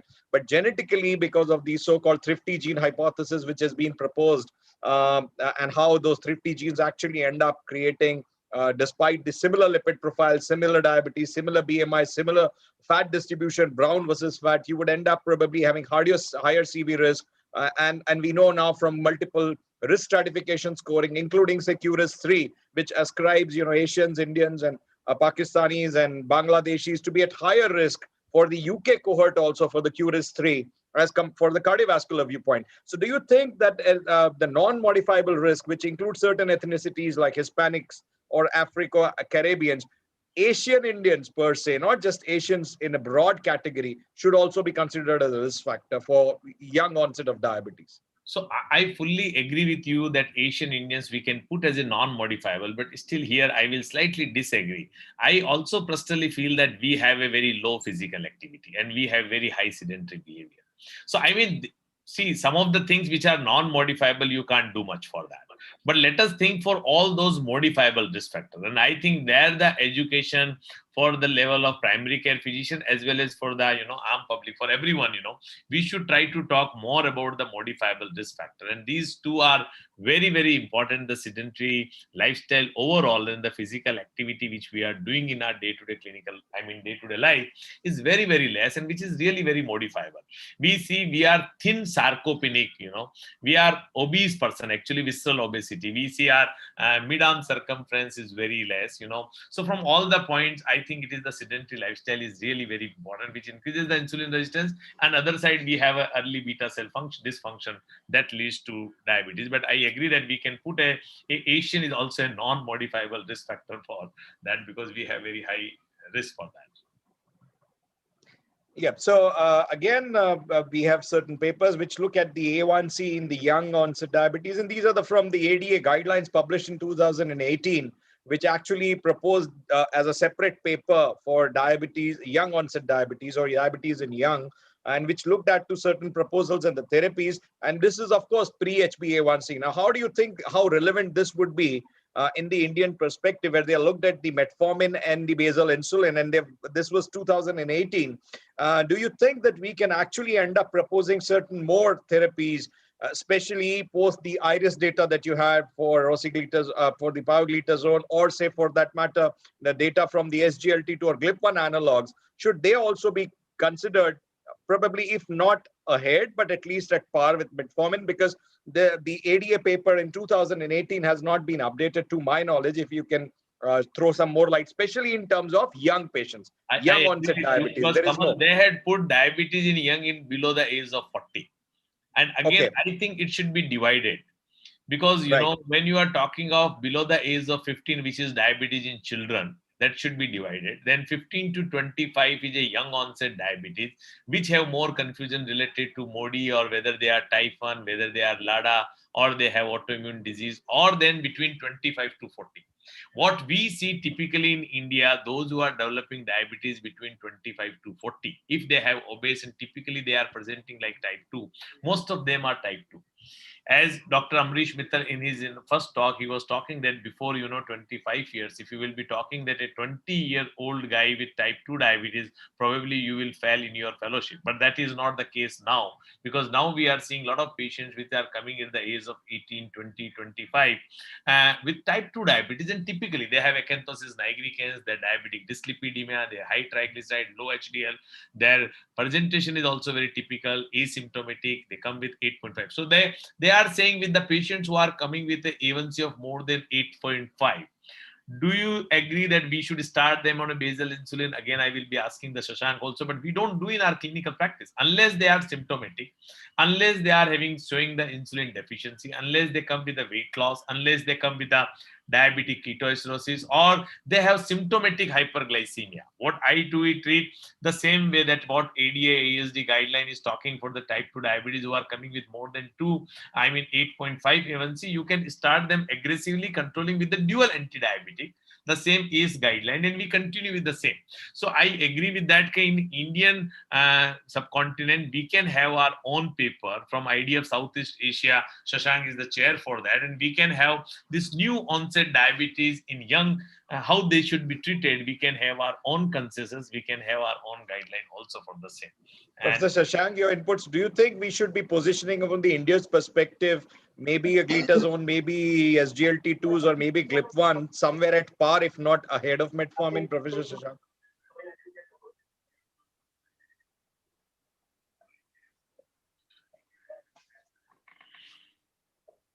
We can have the next slide if he's not there. So aggressive anti-diabetic, there is a study called Today's Study, which looked at rosiglitazone, addition of rosi, but not lifestyle, was superior to metformin alone for achieving standard glycemic control. And this was the Today's Study group published in 2012, which looked at the pairwise test and also found out that the metformin plus lifestyle versus metformin plus rosi actually did better than the other. So this is the largest therapeutic trial in adolescents, actually, and the 4-year follow-up randomized trial with the 3 arms that they were randomized to. So CV risk factor control for these patients is important, as we know that almost 10 times, 10-fold higher for occurrence of CV events or mortality or CV events was noted in these subgroup as compared to those who were not so young. And that's why the young onset type 2 diabetes, it represents more adverse phenotype per se, with a worse cardiometabolic profile, greater risk to develop microvascular and macrovascular complications than the type 1.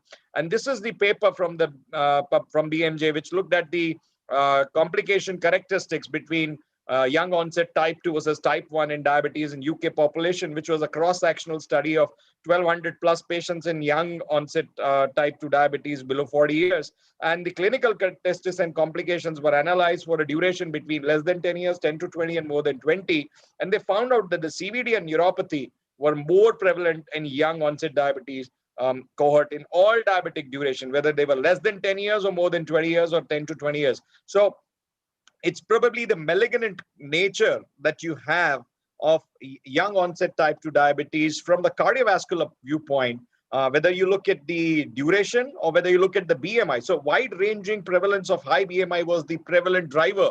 Again, as was Professor Mechanic's talk, that how BMI was an influencer in ultimately leading to the CMBCD. And that again was pretty much evident across the group, across the subgroup, whether you look at type 1 or type 2, with whatever duration, the BMIs were the prevalence. And when you compare for the its prevalence, you can see that the hypertension and dyslipidemia also were more likely to be prevalent in patients who had higher BMI. So obesity, of course, increases the prevalence of hypertension and dyslipidemia to a huge extent, which we all know. And that's what Dr. Bansi practices, reversal of diabetes, and that's where his focus lies.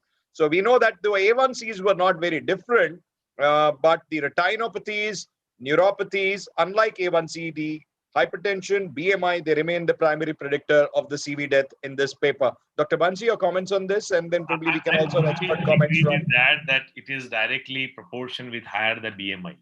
But in Indian patients, if you see, there are many type 2 diabetic patients, even with the young onset, their BMI may not be more than 30. They might be in the 25 to 30.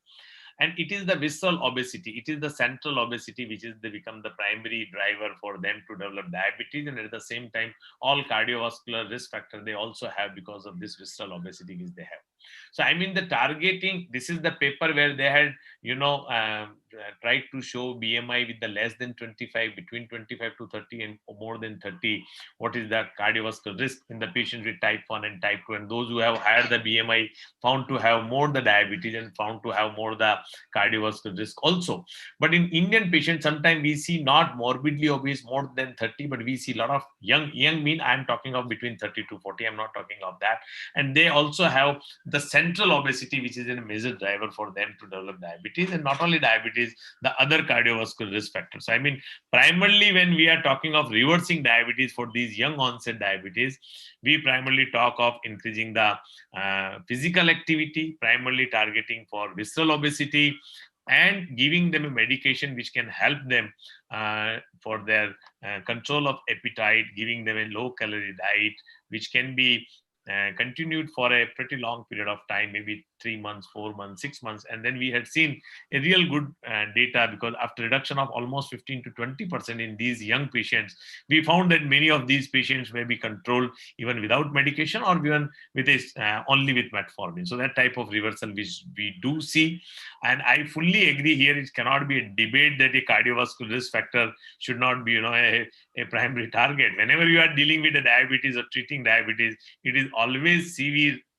I mean, all modifiable risk factors should be considered, and we should try to get them under target, whether it's a lipids, whether it's smoking cessation, whether it's a physical activity, whether it's a hypertension, and you talk of anything. So there cannot be any no, whether you are talking of young onset or you are talking of regular type 2 diabetes.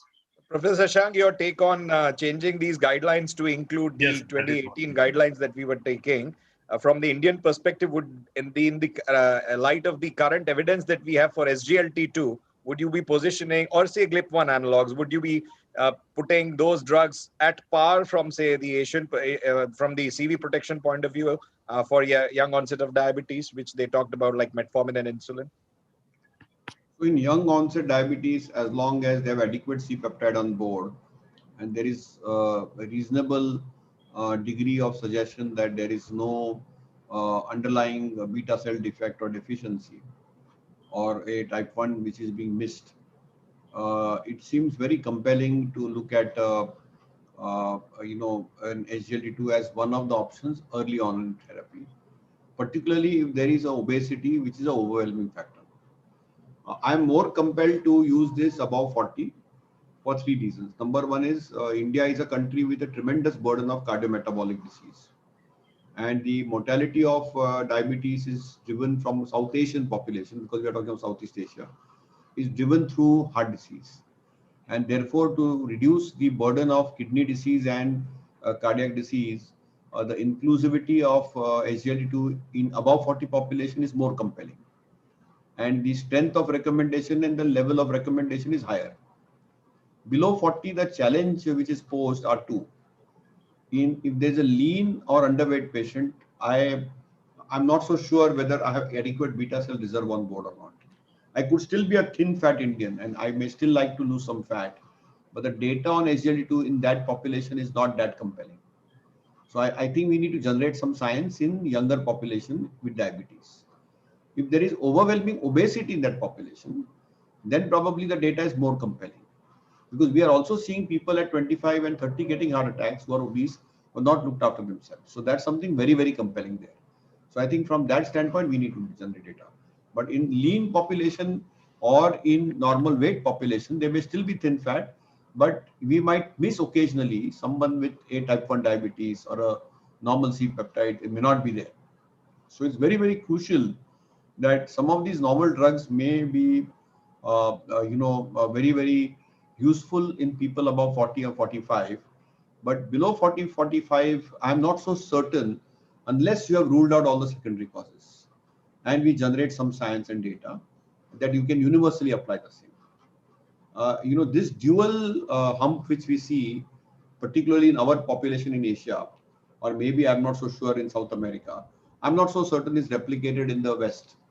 So probably we'll take some inputs, because I thought Jeffrey is still very much with us, and so is Professor Salis. How do they look at it?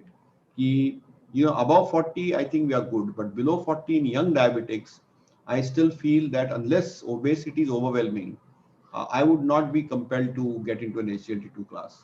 Or GLP-1. Mechanic and Professor Salis.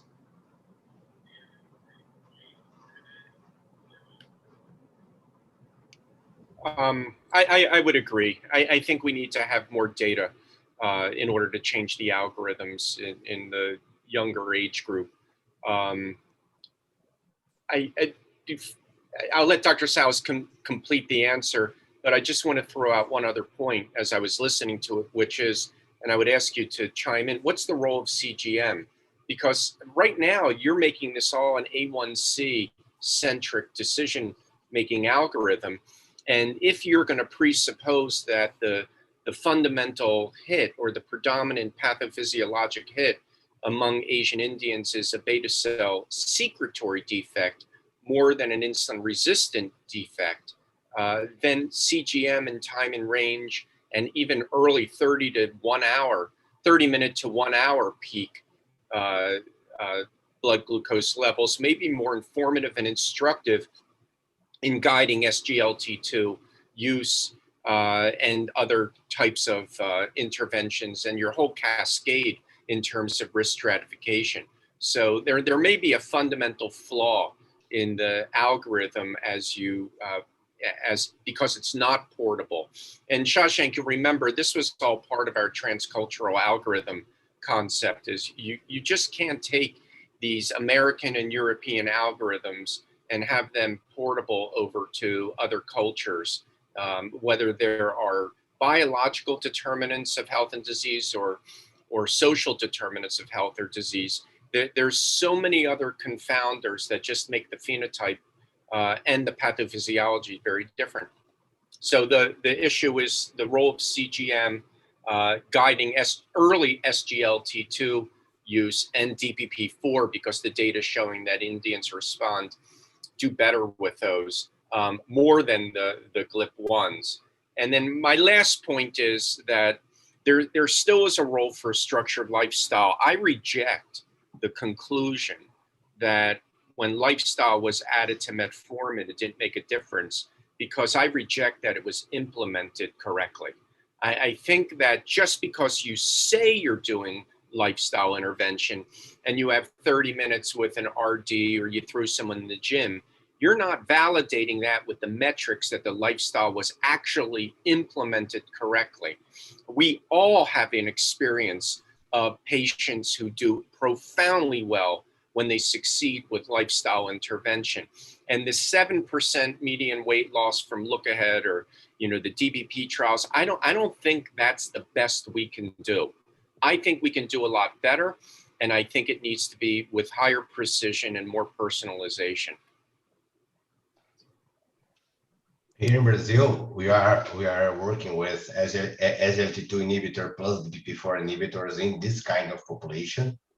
That's a trial that was done by AstraZeneca and Janssen, and we can see the very interesting amelioration of this population. So I think that should be the first option, plus lifestyle modification. As you told Professor McCain, it's very difficult to measure that because it's a population that there's difficult to measure. So I think that the use of A1C, and I'd like to see your opinion about the A1C for diagnose this patient. Do you think that's important to use a A1C, or this kind of population we have to expect the curve to see what happened with you? This question is for you and for Banish and Kamal to discuss about that. I agree. I think you need better metrics, the CGM, and actually to Shashank's point, even looking at beta cell reserve with C-peptide or HOMA, well, HOMA for resistance, but the measures of beta cell secretory parameters. So coming up with a unique Indian validated metric that's parametric for your population that looks at a secretory index and correlates with real life CGM data, then making it personalized. I think that's going to be the approach for your P0, P1, primordial and primary prevention. I don't believe it's going to be an antiquated A1C driven decision-making algorithm. I think I would tend to agree with Professor Jeffrey. We need to have a cluster-driven, CGM-driven construct on which we will sort of have a multimodal pathway where we can have a culturally sensitive, the mechanic way to say it, because he's the one who pioneered this term transcultural algorithm, and he's been a firm believer that you just can't pick up something from Caucasian population and apply it to any geography in the world, and therefore that gives us the flexibility. At the same time, does not rule out the essence of the construct, which is basic science, and yet see the small little differences which various entities can impact, whether it's behavior, food, culinary practices, or whether it is physical activity patterns, body composition patterns, and all these things have an implication not only on just the way diabetes unfolds, but also the way cardiological or renal complications or various other micro and macrovascular complications unfold. So I think this whole concept of, the glucose ticking clock, which Dr. Mechanic has started of dysglycemia-based chronic disease model, is very unique and allows the flexibility for various countries and geographies like South Asia, because we are similar in many ways in terms of our culture and food habits and physical activity, so that we can have our own constructs. And I'm really thankful for both our, American speakers from North and South of America for joining us today. I know that we are completely out of time. And of course, Professor Mittal had to leave because of compelling reasons, that because of COVID. And of course, Professor Sharma and Dr. Bansi Sabu, both, joining us. And I have to thank the entire team of Torrent for their unrestricted support for this whole symposium. I have to particularly thank Dr. Krishna Prasad and Gagan Atreja from the whole Torrent team. They have always been supporting all our academic endeavors, without even blinking an eyelid. And I wish and I'll reach out to all the speakers that we want to come out with a small little white paper on this whole subject, so that it would be very relevant, as Jeffrey said, because whatever we do, we should translate it into some piece of evidence in the published world, and that's something I have learned from Professor Jeffrey. He's been very erudite in his writing, and we might once again bother you with a draft, which you can probably edit and give you some little extra work. We wish that you lose some of your pounds. But thank you so much, Jeffrey. Stay safe. Professor Salis, stay safe. And thank you so much, Dr. Kamal Sharma and Dr. Bansi Sabu. We are coming back tomorrow. Do we have, Krishna, the program for tomorrow? We have again a very, very illustrious program tomorrow on day 2 in the morning around 11 o'clock. And then we have a couple of other talks and a panel discussion again with Dr. Boraskar, Dr. Panikar, Dr. Rakesh Sahai joining us, Professor Sai, who's the President-elect of the Endocrine Society of India. And we will again continue learning. Our whole idea is whatever we listen, we need to learn. What we learn, we need to adapt. And I hope that what you listened and learned today, you will be able to take some take-home messages so that you can practice. And as I said, my last word is that sleep well and do try to practice an hour or 2 of digital detox every day. Thank you so much and stay safe. Thank you. Thank you. Thank Thank you, you. everyone. Bye-bye. Stay safe. Bye. Thank you very much.